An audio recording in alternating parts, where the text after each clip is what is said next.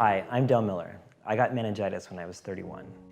The day that I originally got sick, I was in Laguna Beach, just spending the day with my dog and my partner. And I actually FaceTimed my mom to show her how cool it was. How lucky I was to be living in such a beautiful place. And I remember filming my feet specifically walking in the sand. In the middle of the night, I woke up and I couldn't keep anything down. Every sip of water I took, I immediately threw up. And I remember having the lights were off. And I remember seeing a dark spot on my arm. So I turned the light on and I had little red and black rash spots kind of all over my body. And I knew something was wrong.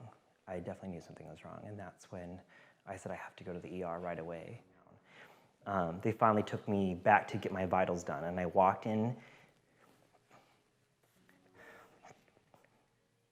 I walked in to have my vitals taken, and I didn't walk out.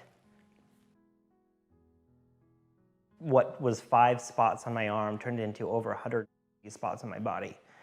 And I asked to immediately be brought back, and the second the nurse saw me, she just ran. And then a doctor walked out, and then he ran. And then 3 more doctors came out, and they just pulled me back and started hooking me up to everything.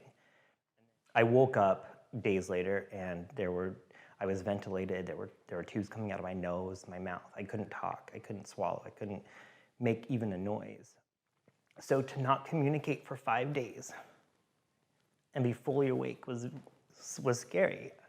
I never thought I was going to die. I found out later other people who were taking care of me thought I was going to die. I remember one doctor in particular. She was amazing.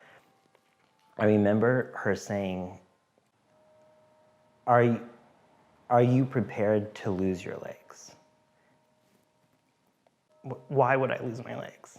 I had a few options, and one of them was to continue to go through surgeries and skin grafts and muscle grafts and try to rebuild parts of my legs and parts of my feet. And there was a day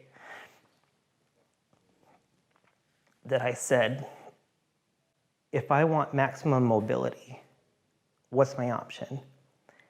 And I remember the surgeon said, you need to amputate 4 inches below your knee. When you had rotting legs for 3 months, and then you had no legs for another 3 months, getting a new pair of legs was like Christmas morning. And because I have 2 prosthetic legs, I gotta choose how tall I am. So I did go up 3 inches. So before this happened to me, I didn't know a lot about meningitis. I don't really remember hearing a lot about it, but I never really knew that meningitis could attack your body the way it can.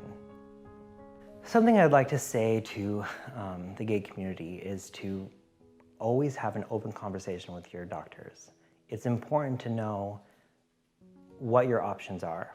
I wish that I had known more about meningitis, that I had taken action to educate myself. And so I think education is important for everyone. I lost my legs to meningitis. You don't have to. Spread the word, not meningitis. Get vaccinated.